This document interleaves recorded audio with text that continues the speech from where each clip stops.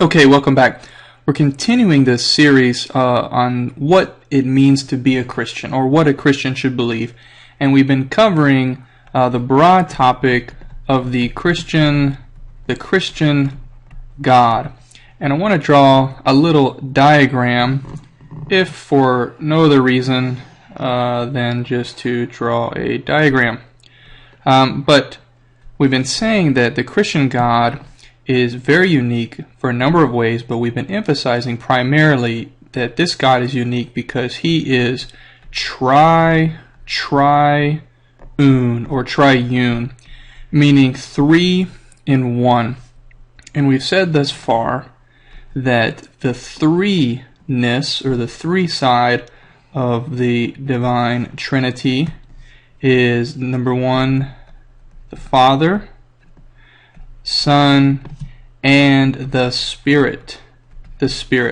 So this triune God is uniquely one, that's the un side or the un side, but also distinctly three. And the distinctions are here with the Father, the Son, and the Spirit. In the last video, we did put the Father, the Son, and the Spirit through the God test, so to speak.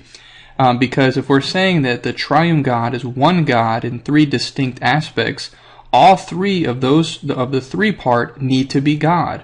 And so we covered some verses in the last video that helped us see that the Father is God, the Son is God, and the Spirit is God. And in this video, if for no other sake than completeness, I want to continue on this line of the triune God, but I want to pass the Father, the Son, and the Spirit through the eternal test. The eternal test.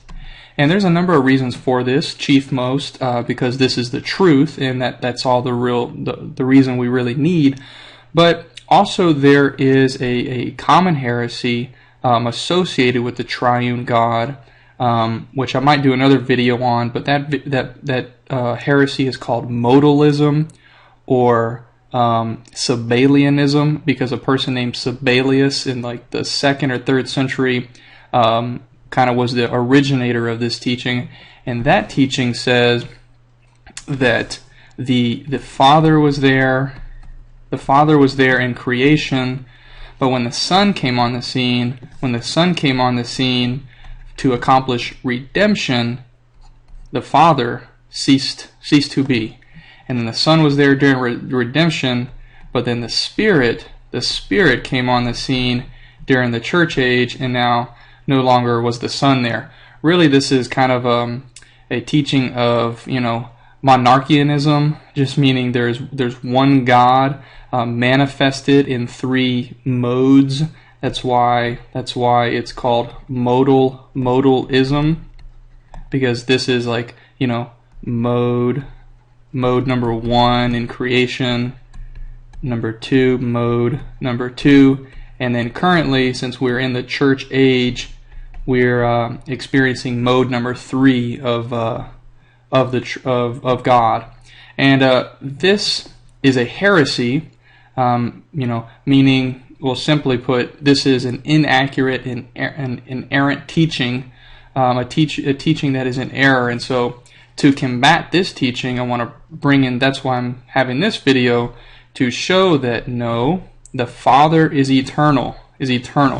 So, meaning I'm just going to use this infinity sign, meaning eternity, an eternity past, and let's see, in the present, and in eternity future, the Father is there, the Son is there, and the Spirit is there. That is eternal.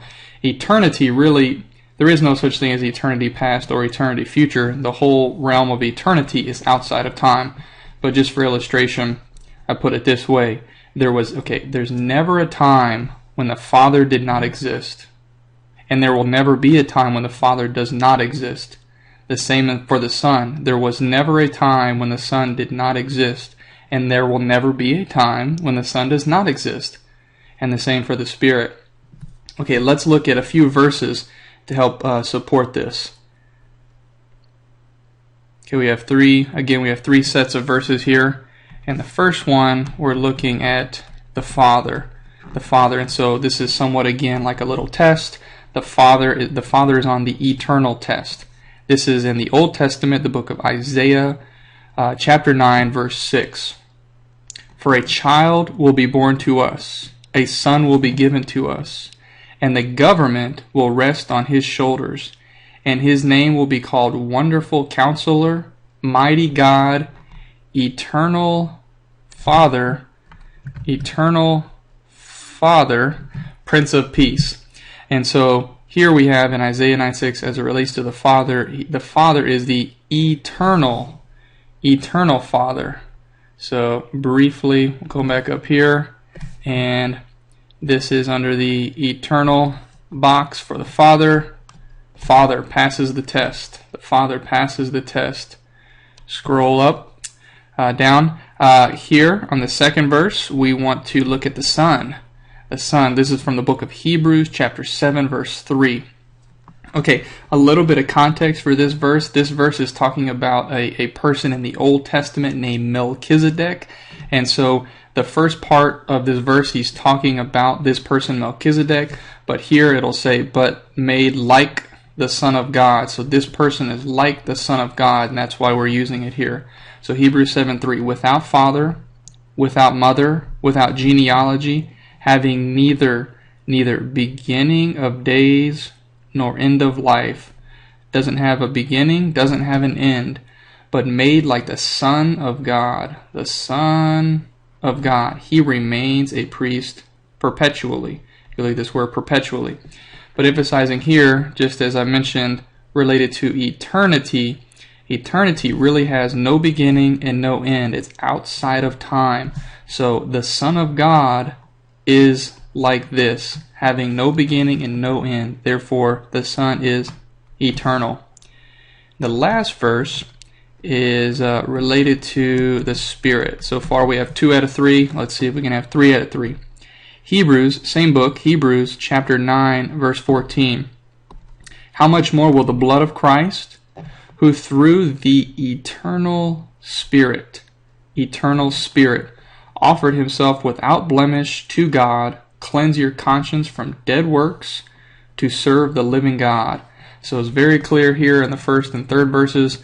Had to read a little bit into the second one, but the first one we have the eternal Father, and this last one we have the eternal Spirit. We have the eternal Spirit.